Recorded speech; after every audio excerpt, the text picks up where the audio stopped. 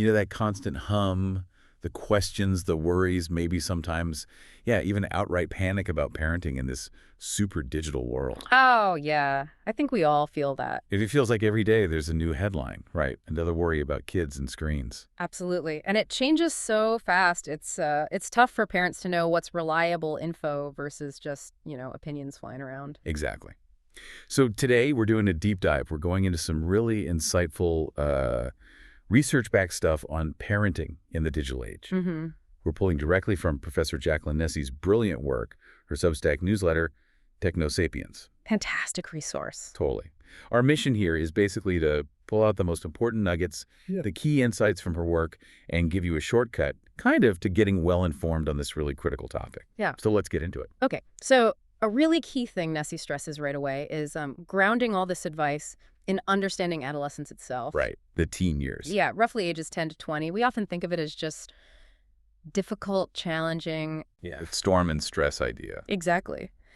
But Nessie's research, and she builds on others like the UCLA Center for the Developing Adolescent, she reframes it. She says these years are actually this unique time of super fast growth, learning, development. It's a huge opportunity actually for adults to help shape who teens become. That's such an important shift in perspective. Yeah. Not just getting through it, but seeing the opportunity. Right. It's about working with their developmental needs, not, fighting against them. And she lays out 6 key scientific needs for teens.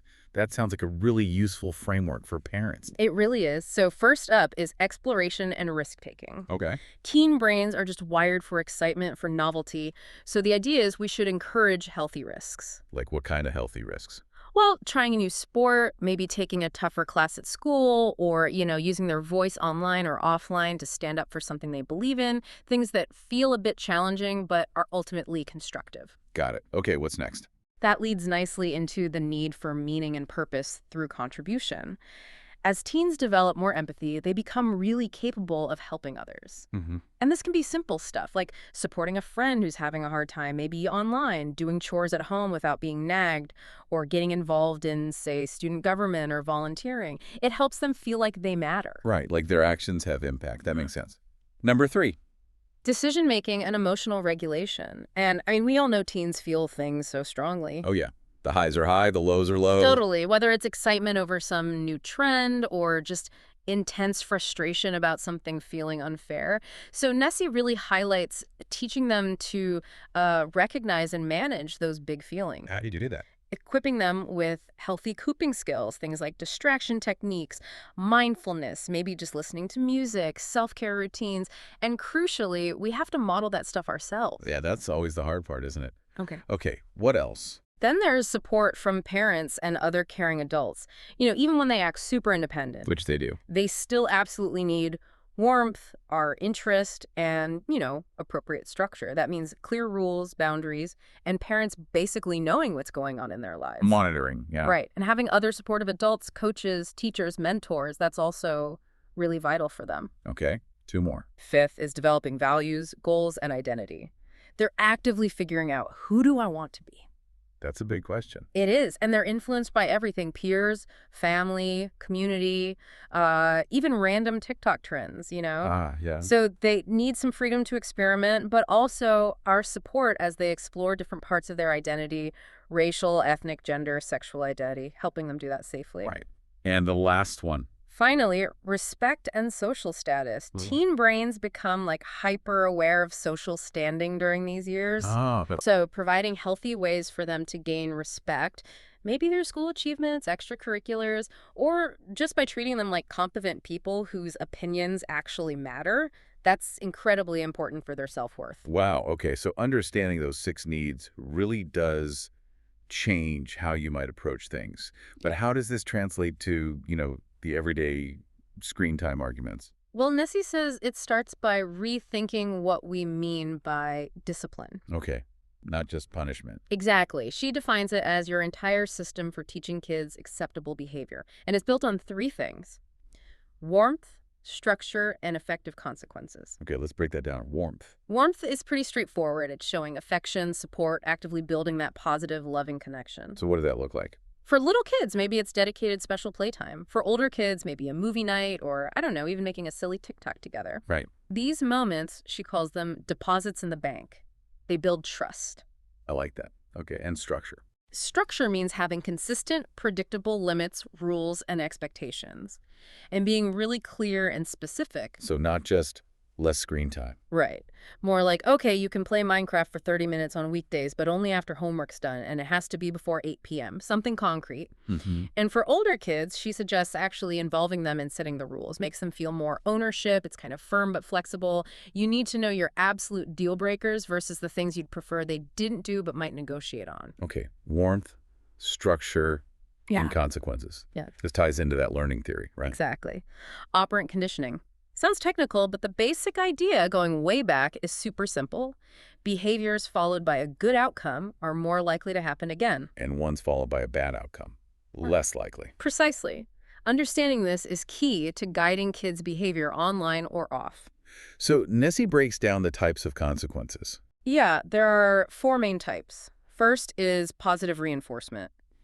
Adding something good, like maybe giving some extra screen time because they finished their chores early without being asked. Okay. Rewarding good behavior. Then negative reinforcement, taking away something bad or annoying, like maybe lifting a screen time restriction for a bit because they clean their room proactively. You're removing a negative rule. Right. Then there's punishment. Yeah. Positive punishment is adding something bad. So if they posted something inappropriate, you might add a new rule like they now need permission before posting anything on TikTok. Adding a restriction. And negative punishment is taking away something good. This is probably the most common one parents use, like taking away their phone for the rest of the day because they broke a screen time rule. Okay, that makes sense. But Nessie points out a common mistake, right? Yes, a huge one. Ah. Sometimes our attention, even if we're scolding or lecturing them, can actually act as positive reinforcement for younger kids. They crave the attention, good or bad. Oh, interesting. So yelling might accidentally encourage the behavior. It can, yeah. And also giving in when they escalate, like having a huge tantrum over the iPad and you finally just give it back to make it stop, that reinforces the tantrum itself. Ugh, been there. We all have. And related to that, she talks about something called the extinction burst. The what now? Extinction burst. It means when you start consistently ignoring an unwanted behavior that used to get attention, like whining, expect it to get worse for a bit before it gets better. Worse. Oh, great. I know, but it's actually a sign it might be working. They're trying harder to get the old reaction. Knowing this helps you stay consistent and not give in right when it feels toughest. Okay, that's actually really helpful to know. It explains a lot about those after-screen meltdowns too, doesn't it? Yeah. Why do kids flip out so much when it's time to turn things off? Nessie's research points to a few key reasons. I mean, first off, it's just hard to stop doing fun things, right? Screens light up the brain's reward centers. True. Also, kids might have temporary problems with executive functions. Switching tasks is hard. Sometimes they might be imitating bad behavior they saw on a show. Oh, interesting. Or maybe stopping interrupts their progress in a game, which is super frustrating. Screen time might be replacing needed physical activity.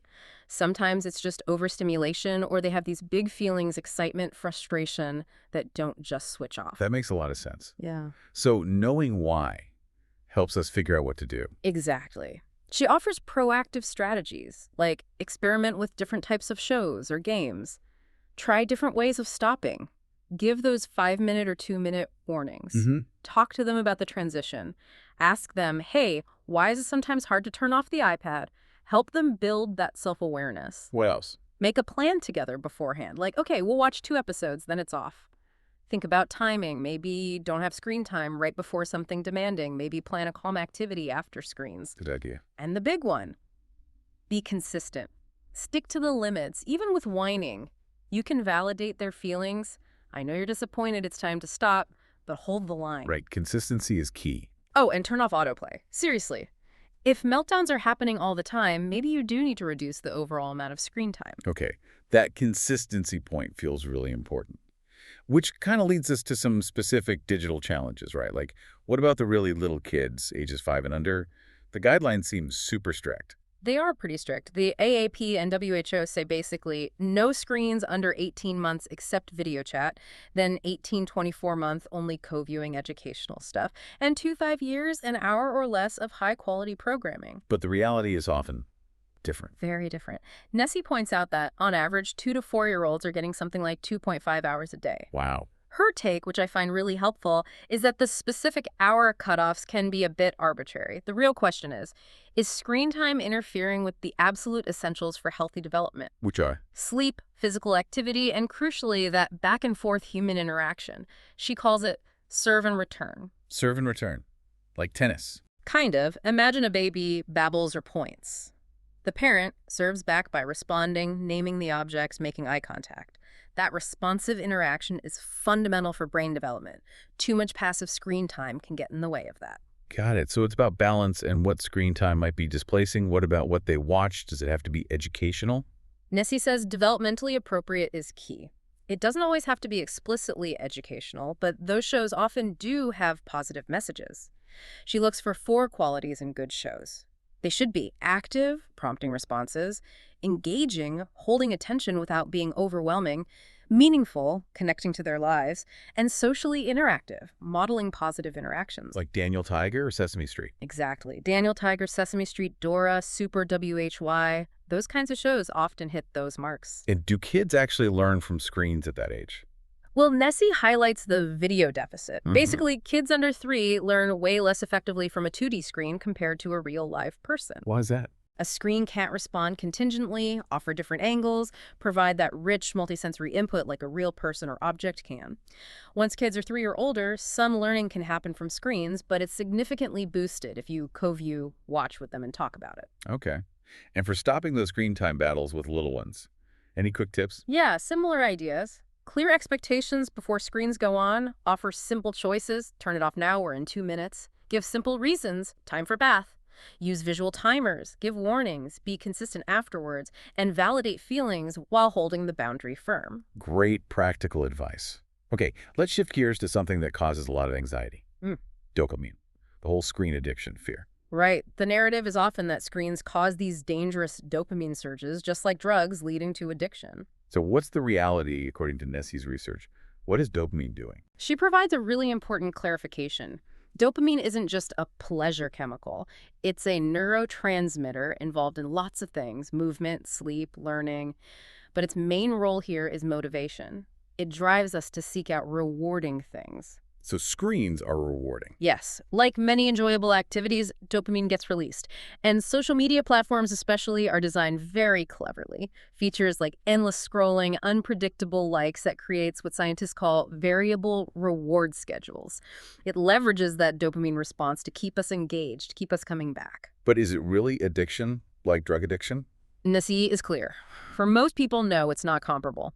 Problematic, maybe even addictive-like use can happen for a small percentage of kids, but currently there's no official diagnosis like social media addiction in the main diagnostic manuals. Okay, so the takeaway for parents. Don't panic about dopamine specifically. Focus instead on promoting moderation, ensuring screens aren't crowding out other rewarding activities, playing outside, hanging out with friends in person, hobbies, all that stuff. Aim for balance. That's a much calmer perspective. We can talk video games. They're everywhere, right? Especially for boys. Almost universal, like 97% of teen boys, 83% of teen girls play. And yeah, boys average way more time over 2 hours a day compared to under an hour for girls. Are they inherently bad? What does the research say? Generally, Nessie finds little evidence of inherent harm from gaming itself. In fact, there are some cognitive benefits linked to certain types of games, things like better working memory, faster reaction times, improved attention skills. And socially. They can be a really important social space, particularly for boys, a way to connect, cooperate, compete with friends. But the big question is always, when is it too much? Yeah, and Nessie brings it back to that key question. What are the games replacing? Right. If gaming is consistently pushing out sleep, homework, physical activity, face-to-face socializing, that's when you need to be concerned. What about actual gaming disorder? Is that a real thing? It is. It's characterized by things like losing control over gaming, giving it increasing priority over everything else, and continuing to game despite negative consequences. It affects maybe 1 to 9% of teens. If you're seriously worried about that pattern, seeking professional advice is the way to go. Okay. And the elephant in the room. Violent video games. Are they dangerous? The debate is so heated. It is. Nessie presents a nuanced view based on the bulk of research. Studies do show small, short-term increases in aggressive thoughts, feelings, and maybe behaviors right after playing. Okay, small and short term. Right. But there's very little evidence linking violent game playing to long-term serious violence or criminal behavior. That connection is often overstated in the media. So how should parents handle violent games then? Nessie gives 5 key pieces of advice. 1, know the research, understand the nuance, the short-term versus long-term findings. 2, know your child, how's their temperament, who are their friends. 3, know the games, actually play with them or watch, check ratings on sites like Common Sense Media. 4, talk about it. Discuss your family values, your concerns about the content. And 5, set flexible limits. Use that collaborative, autonomy-supportive approach. Involve them in setting boundaries around what they play and when. That seems really balanced. Okay, one more big debate area. Phones in schools. Why are schools considering bans? Well, the reasons are pretty clear. Worries about distraction, interfering with learning, potential negative impacts on social skills like less face-to-face interaction, cyberbullying concerns, and general worries about mental health. And what does the research say? Are phones actually distracting? Oh, yeah. The research is pretty solid on that. Smartphones are distracting. Even just having one nearby, even if it's off, can impact attention and performance on cognitive tasks. Okay, so they're distracting. But do bans actually work? Does banning phones improve things? That's where the evidence gets a bit more mixed, according to Nessie. Some studies, like one in England, found small but significant improvements in test scores after bans, especially for lower-achieving students. Okay, so some positive effect there. But other studies, in places like Norway and Sweden, found minimal or no impact overall, or maybe effects only for certain student groups. So it's not a simple bans work or bans don't work. Exactly. Nessie suggests that limiting phone use during the school day makes logical sense to reduce distraction. But the details really matter. How is the ban enforced? Do teachers have support? It's not a magic bullet. Right. A phone ban isn't going to solve the entire youth mental health crisis on its own. Precisely. There are many factors involved in student well-being at school, and phones are just one piece of a much larger puzzle. Okay, this is all incredibly helpful context. Let's pivot now to some really practical tools. Yeah. The number one question I hear is, when is the right age to get a kid a smartphone?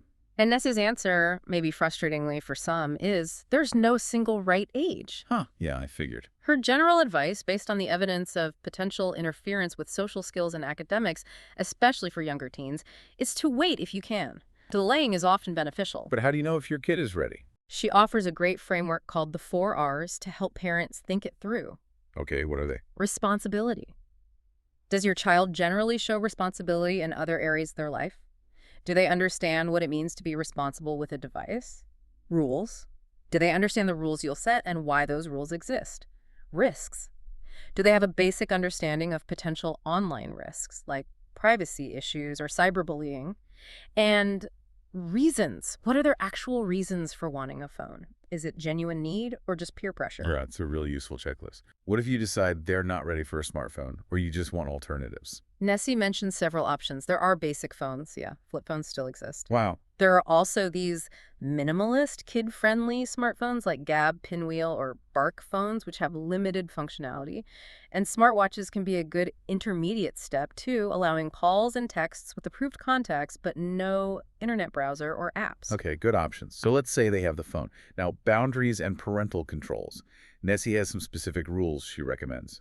Yes, some really actionable ones. First and foremost, no phone in the bedroom, especially at night. Sleep is just too important. Absolutely critical. Second, establish at least one other phone-free zone or time, maybe family meals, maybe car rides. Oh. Third, require permission before downloading new apps or making in-app purchases. Avoid surprise bills. Fourth, talk constantly about using good judgment, being kind online, choosing positive content, thinking before they post. And fifth, a simple one. They need to respond to texts or calls from parents reasonably promptly. That seems fair. What about the technical side parental controls? Are they effective? Nessie has a great analogy. Parental controls are like a gate, not a wall. A gate, not a wall. I like that. Yeah. They're useful for slowing kids down, creating barriers, making it harder to access inappropriate stuff or spend too much time. But they're not foolproof. Determined kids can often find workarounds. So don't just set them and forget them. Definitely not. The crucial thing Nessie emphasizes is that setting controls needs to be an ongoing conversation. Sit down with your child, explain why you're setting certain limits, listen to their perspective, and adjust the controls together as they get older and show more responsibility. Can you give some examples of the kinds of controls available? Sure. On Instagram, for instance, teen accounts default to private now, and there are restrictions on who can message them. Parents can use the supervision tools to see who they follow and who follows them, who they message, not the content, and set daily time limits. Okay. What about TikTok? TikTok has different settings for younger teens, 13 to 15, versus older ones, 16, 17, regarding things like direct messages and comments. They also have family pairing, which lets a parent link their account to manage settings, including screen time. And Snapchat. Seems like a tricky one. Snapchat also has settings to limit contact from strangers for teens. Their Family Center lets parents see their child's friends list and who they've messaged recently.